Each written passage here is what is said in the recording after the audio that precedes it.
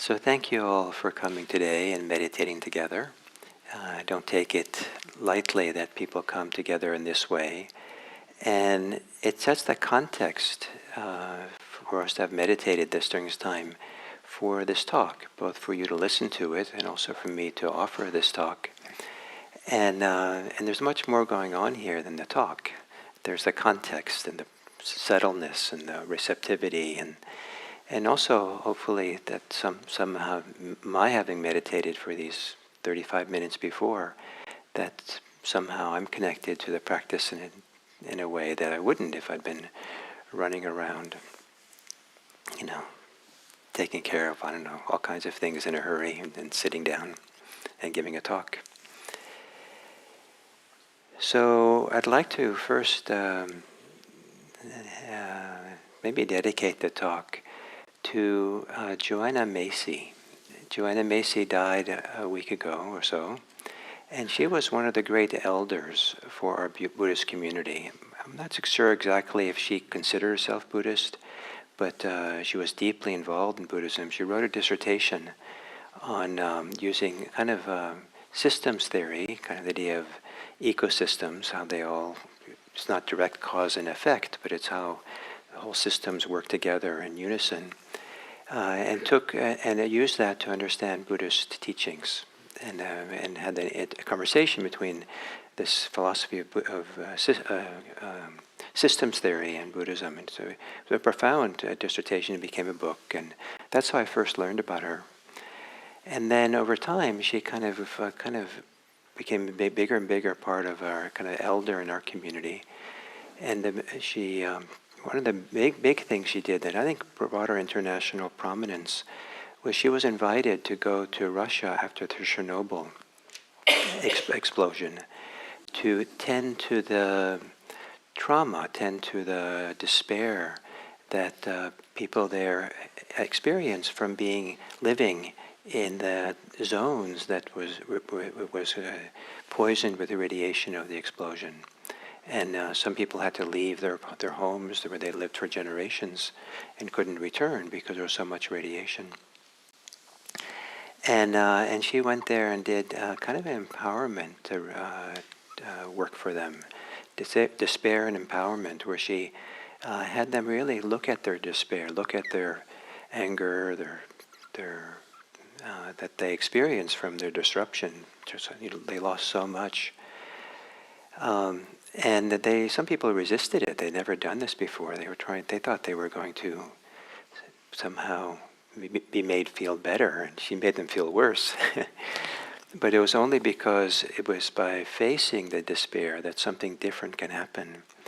And something did for some of them. They broke their hearts open, and a whole new vision about how to live was born after they resisted this kind of despair work.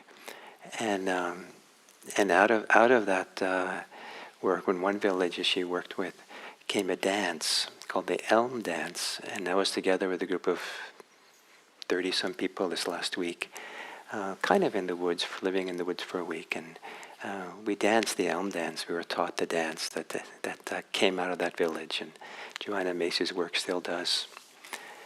So that was kind of cool. So. And she came to a retreat. She sat at a retreat with me at Spirit Rock, a month-long retreat, and I was so inspired with her as a practitioner. And so one of the things that people who knew her well said this last few days when we were talking about Joanna Macy was no matter how terrible the world got, and it's in some ways it's progressively gotten worse, or couldn't have been worse than what it was, but it just may be a different shape now or something. Apparently she would, when people would go see her at her home, she would say, "Oh, it's so exciting to be alive now." What? Exciting in this kind of time and age when things are so terrible? And as I understood it, it's exciting because it gives life purpose. And I mean, when things are falling apart, then there's purpose. And for her, the purpose was to create this new turning. She called it this new a new society, new civilization, in Buddhism, there's an idea that there were three big turnings in Buddhism, three big kind of tectonic shifts of Buddhism in the history of Buddhism. And she says, we're living now through the fourth turning, so we get to be part of it. And then she had apparently this idea that in Buddhism, there's this idea that there's a bodhisattvas. Bodhisattva is someone who is dedicated their life to practice and to awaken and liberate all beings. And so she had this idea that right now, she's all excited, right now, there are all these beings waiting to be born. Because in Buddhism, you kind of choose your birth, where you get born and a time and everything.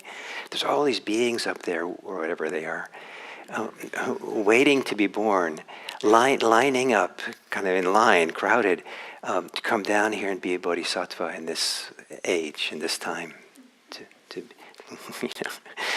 Things are falling apart, and and so I love this idea that no matter how bad it gets, no matter what the despair, we can always take from it a sense of purpose, compassionate purpose to make the world better, to do what we can. And that's what Joanna and Macy's life was based on. And she supported many thousands and thousands of people to go out into the world to make this world a better place. So one of our great elders died. She was 96. And her work continues in the lives of the people she touched. So with that as a dedication for the talk, I want to start by saying that if you want to have grape juice, don't press gravel. You won't get grape juice. If you want grape juice, you have to press grapes. And then you have some chance for grape juice. So if you go about doing spirituality, Buddhist practice, trying to press, trying to work, trying to change the wrong thing, then you're not going to get the wonderful nectar and elixir of the Dharma to fill you and nourish you and support you in this world. So you have to know how to recognize where the practice center is. And that takes sometimes a long time in practice. People can practice for a long time, they can get a lot of benefit from it, but they haven't really discovered the grape yet. They don't know where the practice, the source of the practice that has the greatest benefit. And then many of you know the metaphor of the two arrows. And probably many of you have even told friends about it and stuff. So I want to develop it a little bit more. So the metaphor that the Buddha gave of the two arrows is that if an archer shoots you with an arrow, that certainly hurts, at a minimum.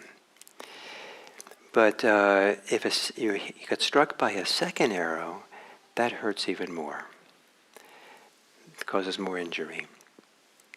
And then the Buddha said that the first arrow is inevitable in one way or the other through this human life that we have. Not that it's another person that shoots us, but rather we get sick or we get old, we die. All kinds of things happen. Our car has a flat tire. All kinds of things will happen, some pretty simple and mundane, some of more serious area. The weather changes and there's flooding. Maybe that's the first arrow. And then the second arrow is what we contribute to it. How we add suffering on top of suffering. How we may actually make the situation worse by how we react to it, respond to it, deal with it. And so if we respond with hostility, then we're kind of shooting an arrow at someone else. The Buddha talked about verbal daggers that people throw at each other. And but not only that, if you respond with hostility, you're actually harming yourself. You're shooting an arrow, as that second arrow into yourself. And And so we want to be very careful about that second arrow, and not assume that, or not kind of be blind to the fact that we're harming ourselves through our behavior, that we do second arrows. And sometimes it's obvious because maybe the hostility is directed to oneself. And then it has this kind of terrible thing where both the hostility is an arrow, but the fact that we have the hostility is like a third arrow. I don't know which is first or second, but second or third, but it's like kind of compounded.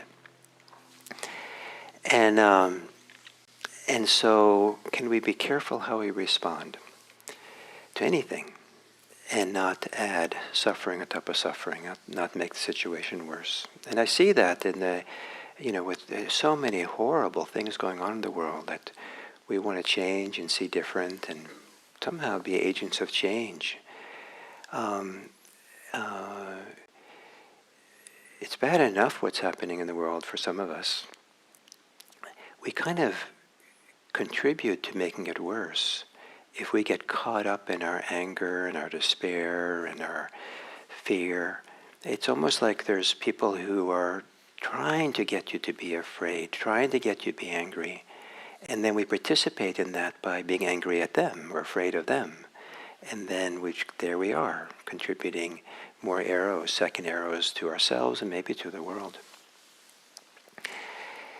So there's another story of arrows where the Buddha talks about someone who is struck not just by an arrow, but pierced by a poisonous arrow.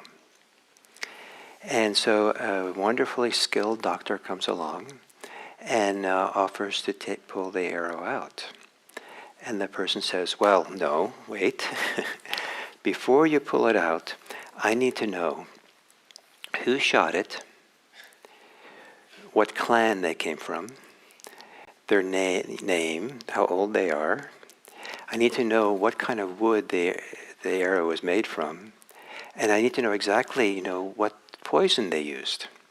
Go find those things out first before you take the arrow out.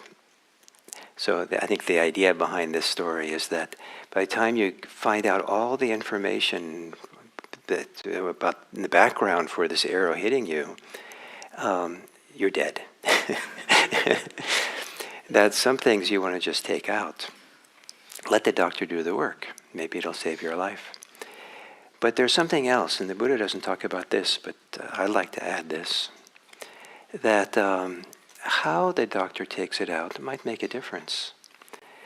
If you are, completely anxious, upset, yelling, take it out, do it now, and maybe the arrow's in your arm, and you're waving your arm around, take it out now. The doctor will do a lot of damage because you're moving so much. You have to be calm. You have to slow down, hold your arm still. But also the doctor should be that way. Doctor will do better work if the doctor is calm, centered, focused on the work, and not trying to take care of your distress and anger and all kinds of things at the same time. And so it might be that you would say to the doctor, thank you. Yes, please take it out.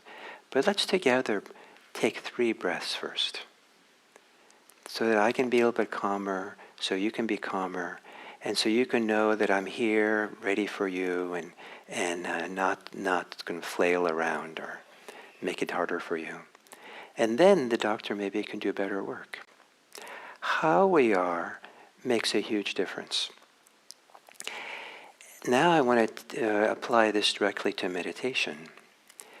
When we sit down to meditate, I've certainly done second arrows, third arrows, lots of arrows, because I don't like what I see, what goes on. I don't want it to be this way. I want it to be different, and I'm upset because I can't make it different, and it's not what it's supposed to be, and all kinds. There's a whole. I've done this for 50 years, so I've had my share of doing things like this in meditation, and shooting second arrows, making it harder. I've also tried to, in my meditation, to get that grape juice by squeezing the wrong thing, by pushing against the wrong thing, not understanding where the practice center should be. So from all these years of experience, I'll describe to you what I often do when I first sit down to meditate. I first sit down and I try not to do anything else but check in with myself. Check in with what's actually happening here and now. I'm not rushing ahead to get concentrated. I'm not trying to change anything. I'm allowing myself to be exactly the way I am, and then trying to discover what is here. How do I feel? What are the sensations in my body? What are the emotions that are here? Where's the energy? What's activated in me? And it's fascinating to kind of do this tour of my inner life, just to check it out and see what parts, where the sensations are that are more activated. Sometimes it might be the belly, sometimes the chest, sometimes the face, sometimes the arms and hands. There's different, and then it's always fascinating to look into what's going on in the mind. Not just what I'm thinking about, which that's sometimes interesting to notice and say, wow, I didn't know that I was so concerned about that. And but the sensations of thinking, the pressure of thinking, the tension associated with thinking that might be there. And the spirit of it is to allow everything to be the way it is. No second arrows, just let's discover, let's make room for everything to be there. And so that kind of way of being mindful is often taught as a non-reactive mindfulness. We're not trying to change anything. Sometimes it's described as just a receptive mindfulness. We're not actively involved in trying to do something. We're just staying receptive and open, just allowing things to come. And that's all very nice. Something settles, something it's nice to check in with myself. Generally something settles, something opens and all that in some way. But then comes the magic, or the more significant time. And that is, I've been being aware of myself, seeing what goes on. And at some point, I turn around and look at myself and say, how am I being aware? How am I aware over-eager? Am I aware from tension? Am I trying too hard? And even just being mindful like this, is there a place of being aware that has no tension in it? Is there a place of being aware where the tension of self, me, myself, and mine, what I want, what I'm afraid of, is not part of being aware? Is there a different source for the mindfulness practice within? And I can't do this too quickly. I have to wait until things are settled and wait until I've kind of become aware and familiar with what's here. And what I've learned is that there's a deeper source within for awareness that is kind of impersonal.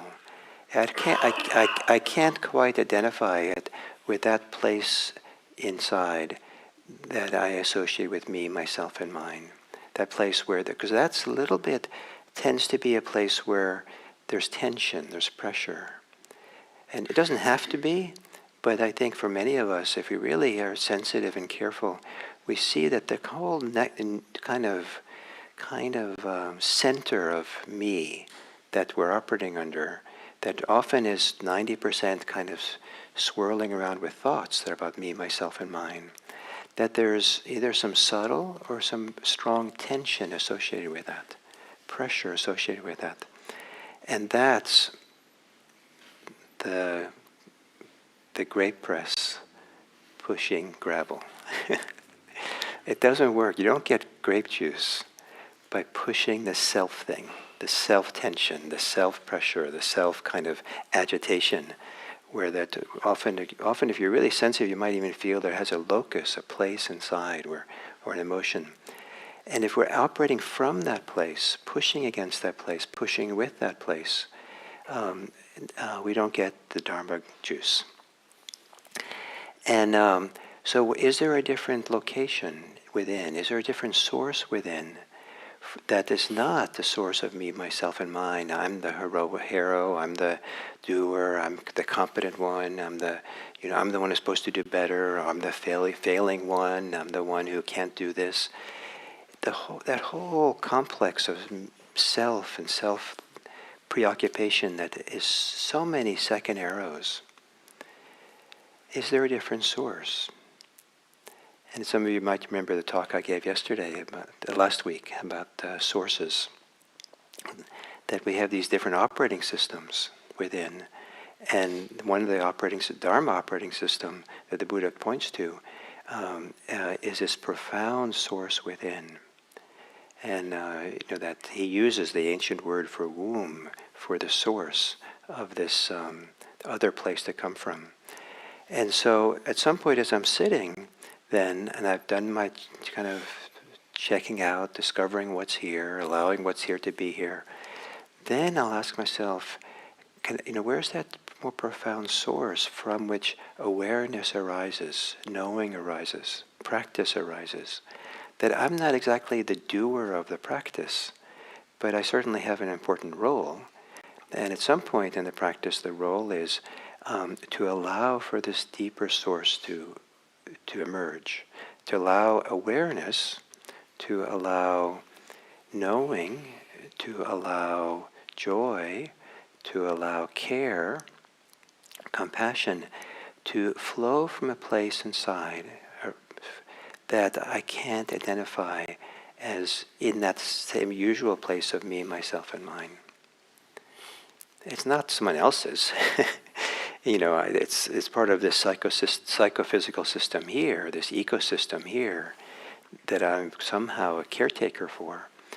But to then feel, is there a place that allows and holds, creates a context, creates an opening, creates a atmosphere that allows for something deeper inside that is not my acquisitiveness, is not my despair, is not my reactivity, but actually is some deeper kind of flow, a source of wisdom, of care, of understanding, of intelligence that is somehow coming from deeper inside.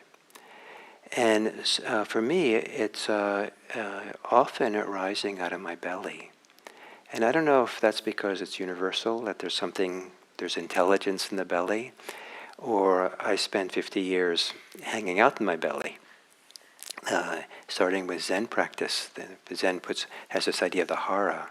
So I was trained to kind of keep myself rooted here in this lower hara, about 2 inches below the belly button and about 1 inch in. And just to breathe from there. And then when I went to Burma, the breath meditation kind of we were taught there, again, was about the belly. So I'm home. After all these years of Zen practice, I felt, great, I love it that the Burmese told me to stay there too.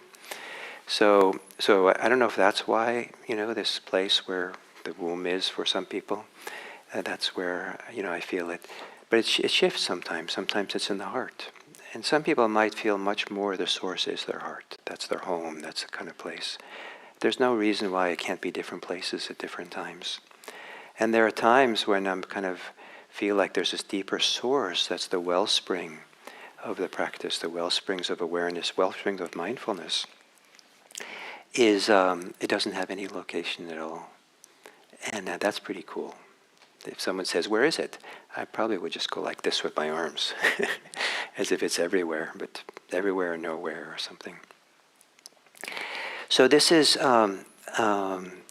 so if we're pressing against the wrong place, if we're trying to practice with the wrong state of mind, if the practice, we're very good and we learn the so-called technique of mindfulness, but the way we're doing it is from this acquisitive place, this selfish place, this self-concerned place, this aversive place, this tense place, reactive place inside, then it might have some benefit. It's not like wrong to do it necessarily, but you're not really going to get the Dharma juice flowing. The Dharma juice really flows when we're opening up And the sense of practice is we're allowing it to surface, allowing it to come and fill us, allowing it to come and emerge from a deeper place. And where is that deeper source inside of you? What's the source of wisdom? What's the source of gratitude? What's the source of love in you? What's the source of peace? What's the source of kindness and friendliness? Have you ever thought of this? And is there a source that is, it may or may not be connected to thinking, but here too the Buddha you don't want to dismiss thinking, but the Buddha made a distinction between the thinking from the reactive mind and the thinking from this deep, profound place, profound contemplation. And so it's not about getting rid of anything, but about coming from a different attitude, a different place, a different source within us for how we can operate and how we can live. So be careful you're not pressing gravel. Find where the Dharma juice can flow. And the nectar, the ambrosia, one of the wonderful coincidences, or maybe not coincidence, of the Dharma practice, the language, is that the ancient Sanskrit word for ambrosia also means deathless, that which doesn't die, that which is without death. Because we're talking about a very different place inside that doesn't really fit the usual logic for how we want to put our life together. So what is it that has no death within us without making it a thing? What's the source? So those are my thoughts for today. And partly because some of you will come to the potluck, and partly because these talks are not meant to just be abstract ideas. They're meant a little bit for each of us to kind of really somehow consider how does it find any home inside of you, these teachings? For some of you, it might find you're ready to put it in the garbage. You don't like it or something, you have reservations of what I said. And you're certainly welcome to do that, completely. However, it is a lost opportunity. There might be once in your lifetime that what I taught about today might have some relevance. If you think about it, if you reflect on it, and then you might get that 1% benefit. But if you only reject it, then you don't get that benefit.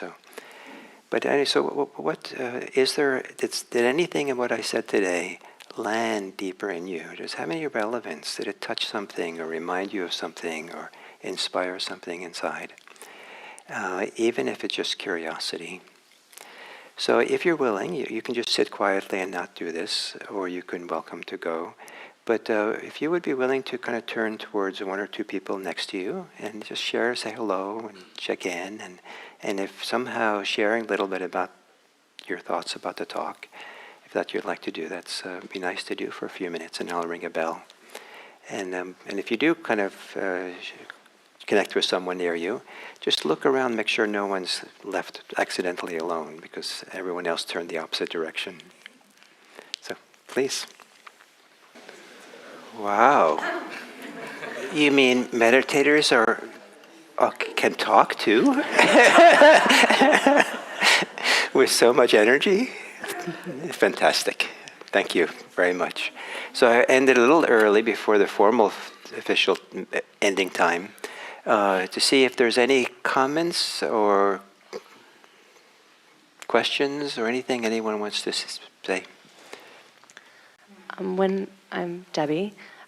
When harvesting grapes, it's a seasonal event, and I was thinking, can we extend the metaphor? Yes. And also the tools, the ones that came up for me were the Bankis, the unborn, Is that like the deathless?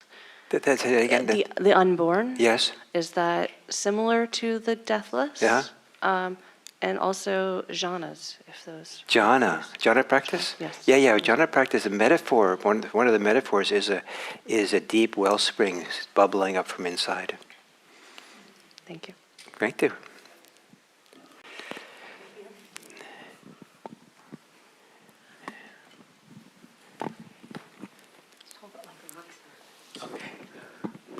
Hi, Gil. Thanks for the session today. The metaphor or analogy you mentioned about going to a doctor to take the arrow out.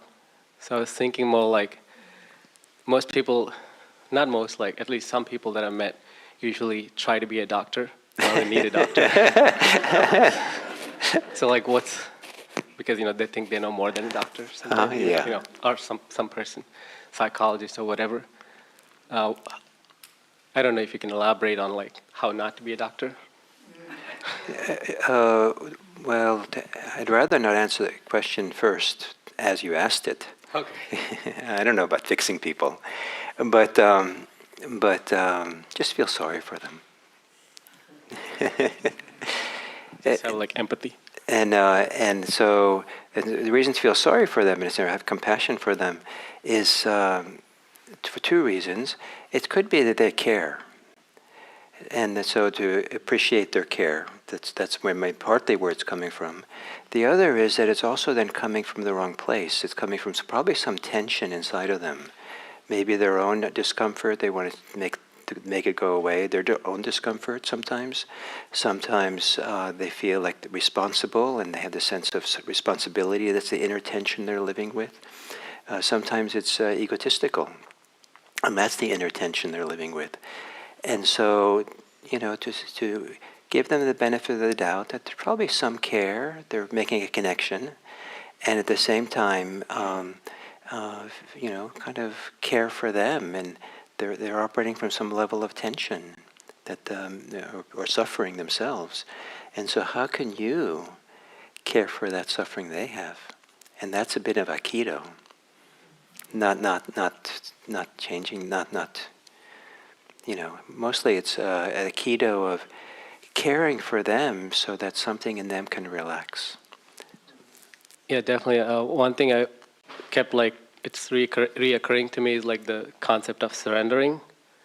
When you're in the right place, like when you're with the doctor, just surrender, just trust that they have enough wisdom to treat you. Maybe sometimes trusting, yes, but when someone's doing this inappropriately, then maybe there's a wonderful magic of kind of doing the opposite that what you want to do. So you might just lean forward and say thank you. Thank you I see that you care for me. It's nice to be. That's medicine. Just that. It's good. Thank you. And that might disarm them. They because you're not responding to what they told you. You're responding to the way they did it. And that creates a connection. Maybe they just drop the whole idea of you telling you should take more ibuprofen.